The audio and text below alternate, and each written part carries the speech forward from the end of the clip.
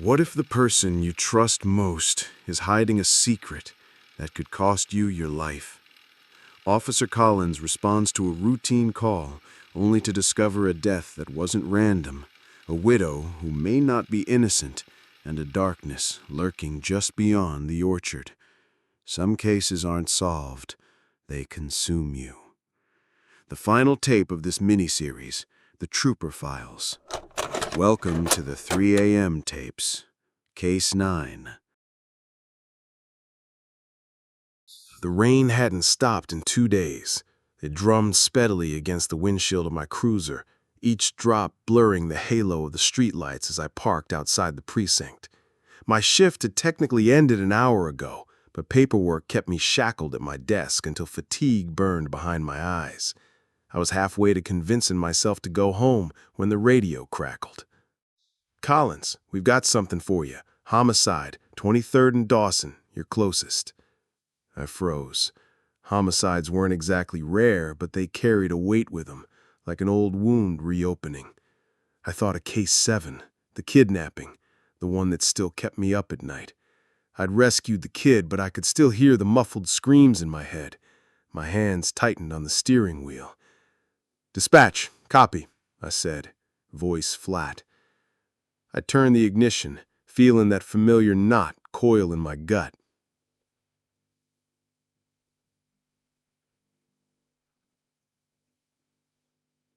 The streets were nearly empty, slick with rain. As I drove, I ran over the facts that weren't facts yet. Who? Why? How? A homicide wasn't just a crime scene. It was a story already written, one I'd be forced to read from the ending backwards. And every story left scars, not just on the victim, but on everyone who touched it. When I arrived, the flashing red and blue lights painted the wet pavement in bleeding colors. 2 patrol cars were already there, their headlights carving into the narrow alley behind a row of shuttered shops. A uniform met me at the tape.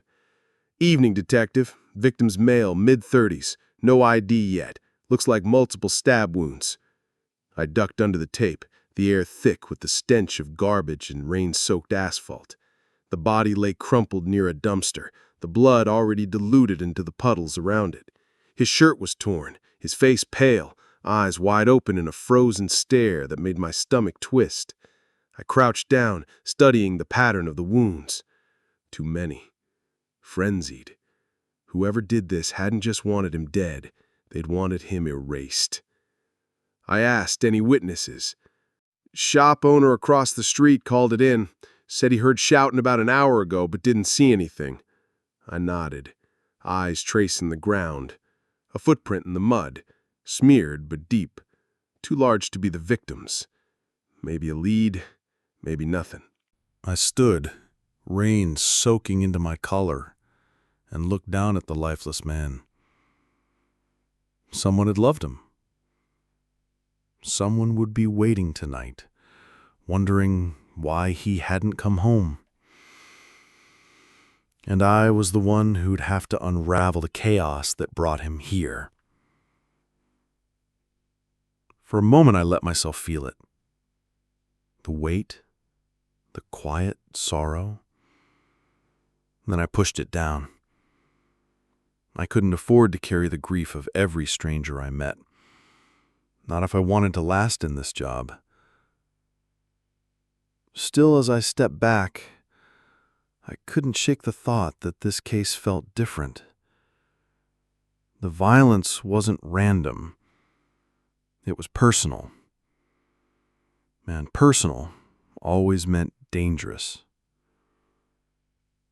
I radioed dispatch for forensics and backup, but even as the words left my mouth, I knew this was just the beginning. Somewhere out there, in the storm-soaked streets of this city, a killer was walking free. And for reasons I didn't yet understand, I had this sinking feeling they weren't done. Not by a long shot. The air seemed pressed down on your shoulders and made everything feel heavier. The property looked worn but cared for. A fence sagging in spots, the grass cut in uneven patches. It was a place that still carried echoes of life, but those echoes had thinned. Margaret Yates greeted me at the door. She was small, her hands trembling as she held onto the frame, her eyes sunken and rimmed red. She was dressed plainly, jeans and a faded sweatshirt, but it was her expression that struck me. Not grief, not quite fear, but a kind of hollow resignation. "Detective Collins?" she asked, her voice fragile. "Yes, ma'am. Thank you for seeing me." She stepped aside, and I walked into a home that smelled faintly of dust and something floral that had gone stale. The furniture was old but neat, photographs of what I assumed were her family lining the walls. Her husband, Michael, was in nearly all of them, a tall man with a steady smile, the kind of face you'd trust instantly. I sat across from Margaret at the dining table. She clasped her hands together tightly, her knuckles pale. I asked her to tell me about her husband, about his last day, about anything that might stand out. She hesitated, searching for words. He was kind, she began, her voice wavering. Quiet, dependable. Everyone liked him. He wasn't the type to make enemies. I nodded, letting her speak. He left for work that morning, like always. He never came back. They found him in the shed by the old fields. He'd been hurt. Her throat caught on the word. I gave her a moment. Silence filled the room, punctuated only by the tick of an old clock. When she continued, her eyes fixed on a spot on the table, never meeting mine.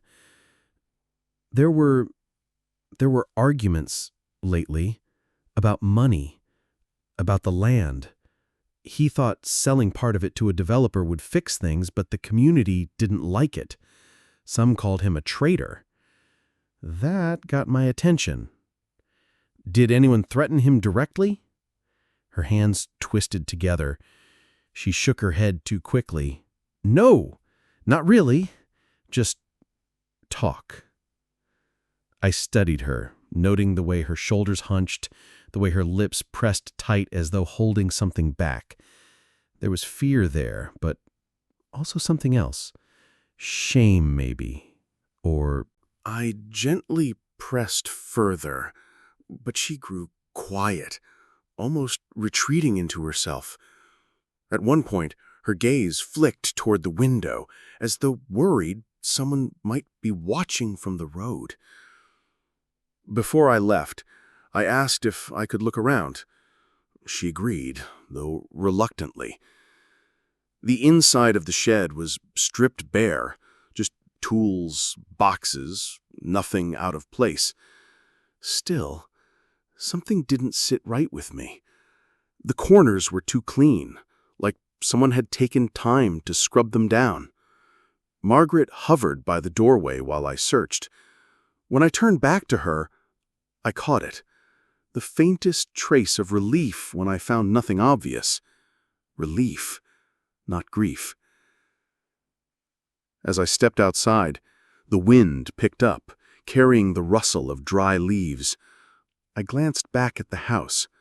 Margaret was standing at the window now, watching me with an expression I couldn't read.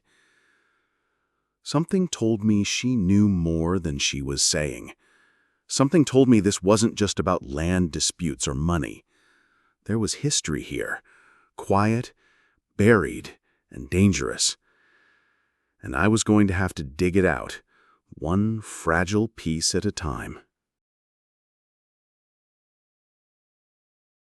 The rain had eased, but the ground remained saturated, sucking at my boots as I walked the perimeter of Margaret's property. The neighbors were few, spread out along the narrow road, their houses half hidden behind tall hedges and towering oaks. I needed to talk to them, anyone who might have noticed something the day Michael Yates died. The first house I approached was dark, empty. The second, a modest ranch, had a light on in the living room. I knocked. A man appeared, tall, wiry, in his mid-50s, with a worn jacket and wary eyes. He introduced himself as Henry Caldwell, lived next door for 30 years. "I'm Officer Collins," I said, flashing my badge. "I'm investigating the death of Michael Yates. Did you notice anything unusual yesterday?" Henry hesitated. His eyes flicked toward Margaret's property, then back at me. I don't know. Heard some shouting the night before. Thought it was just an argument." "Shouting?" I pressed. "Yeah, not much, just raised voices. Then a thump. Could have been anything." I made a mental note. The timing matched the probable window of death, but something about his tone told me he wasn't telling the whole story. "Henry, I need the truth," I said gently.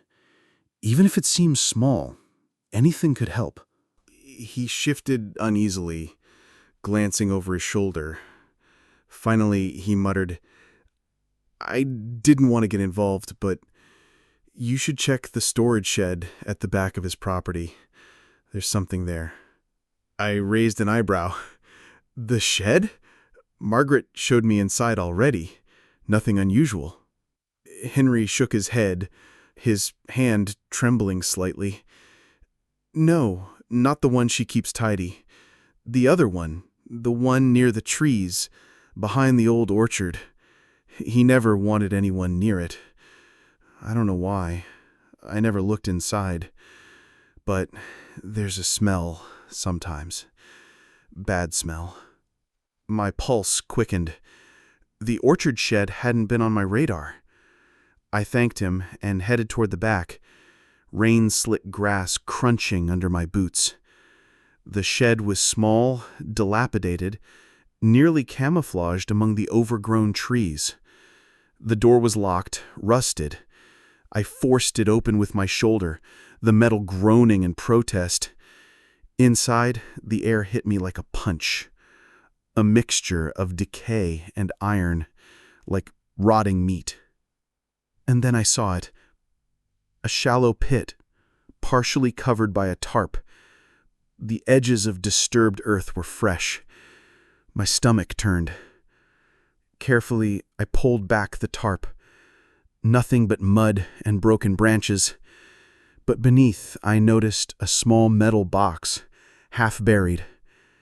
Inside, documents, photographs, and a small diary. Michael Yates' handwriting unmistakable. I flipped through the diary. The entries were mundane at first. Farming notes, weather patterns, bills. Then they changed. Darker. Anxiety creeping in. Mentions of someone watching. He won't leave me alone. And finally, I don't trust Margaret anymore. I think she's hiding something. I have to find proof, or I'm finished. My heart sank. The last line was smeared with blood. Somewhere nearby, the wind whispered through the trees. I couldn't shake the feeling I wasn't alone. Someone had been watching, maybe even following me. And if they knew I had the diary, I knew this case wasn't about a random death. It was personal. And now, I was inside a web I couldn't see the edges of. The diary weighed heavily in my coat pocket as I drove back to the precinct. Rain had returned, light at first, then heavier, washing the streets in gray streaks that blurred the city into anonymity. I couldn't stop thinking about Michael Yates's last entries. I don't trust Margaret anymore. Those words echoed louder than any scream I'd ever heard. Back at the station, I spread the diary across my desk, the bloodstain dark against the yellowed pages. I needed context, something concrete, something that tied Margaret to the orchard shed, to the pit, to the smell that Henry Caldwell had mentioned.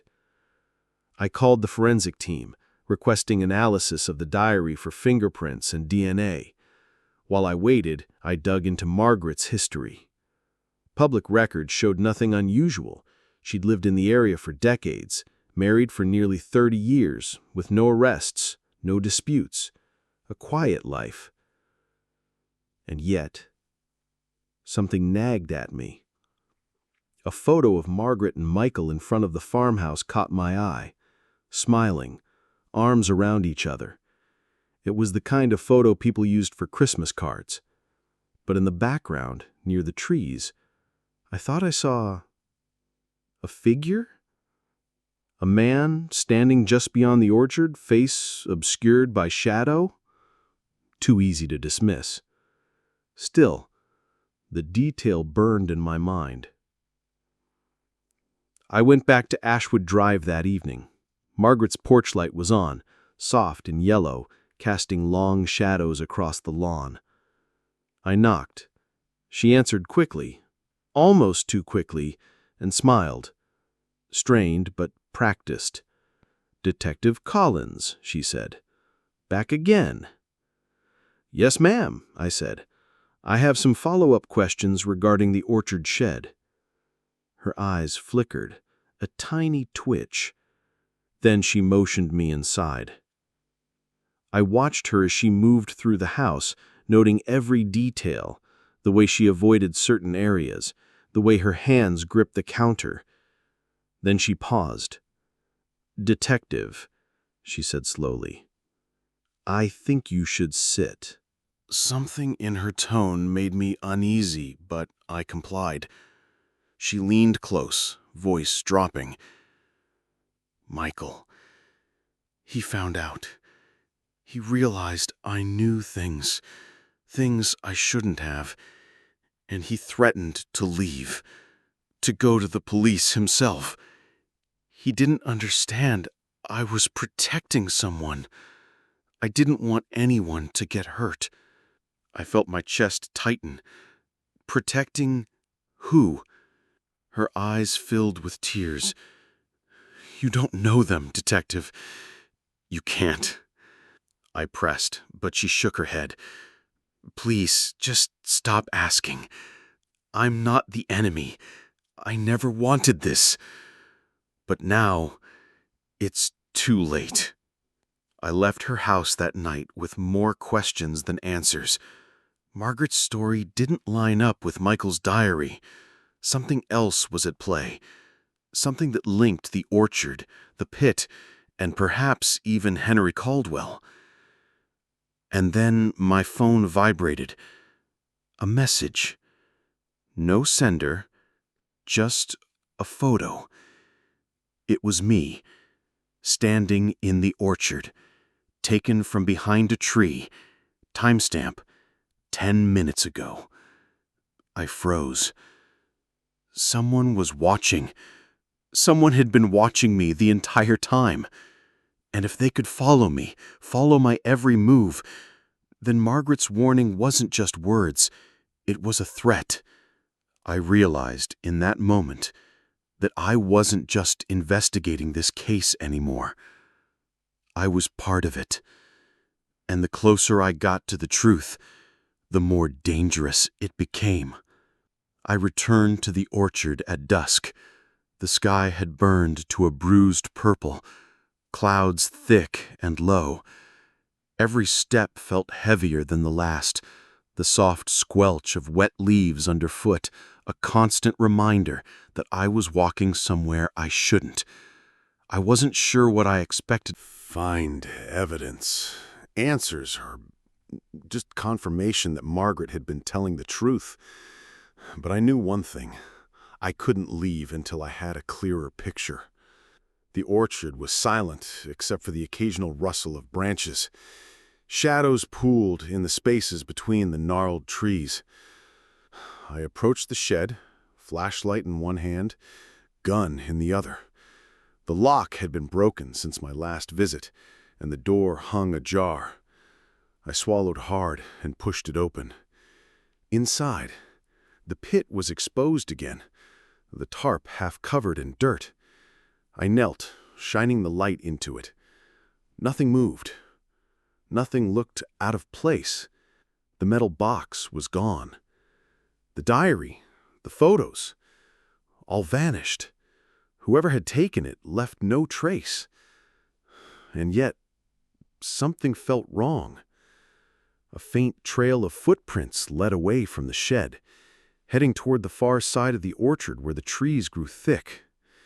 I followed, flashlight sweeping over the uneven ground. Then I heard it.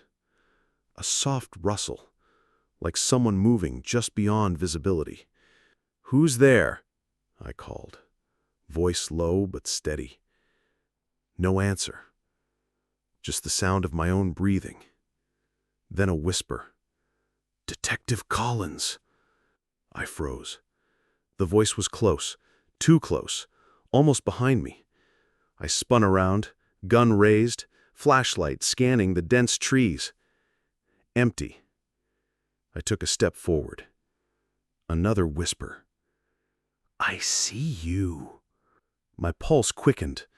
The hairs on my neck stood on end. Whoever was here had been watching me, following me, every move, every thought, every hesitation. And now, they were toying with me. Then I noticed something on the ground. A photograph, pinned under a rock. I picked it up. My stomach dropped. It was Margaret, smiling, standing over Michael Yates's body. In her hand, something glinted in the dim light. Metal. I stumbled back. The realization hit me like a punch. Margaret hadn't been protecting anyone. She'd been hiding something far worse. A branch snapped behind me. I swung, gun up. Nothing. Then I heard it again. Closer this time. "You shouldn't have come here." I turned, heart hammering, trying to locate the source. Then a shape moved between the trees. Tall, slow, silent, watching me, waiting. And before I could react, the shape vanished. I was alone again. Or so I thought. My flashlight flickered and went out, leaving me in near total darkness. I fumbled for my phone, hands trembling. The being caught movement. Another figure, just at the edge of visibility. And then I saw it. A note pinned to a tree, handwritten in hurried, jagged letters. "One wrong step, Collins. You're next." The wind howled through the orchard. I swallowed hard, chest tight, mind racing. I didn't know who was watching, who had killed Michael, or why Margaret's face was on that photograph. But one thing was terrifyingly clear. This case wasn't over. It was only beginning. And for the first time in years, I wondered if I'd even make it out alive.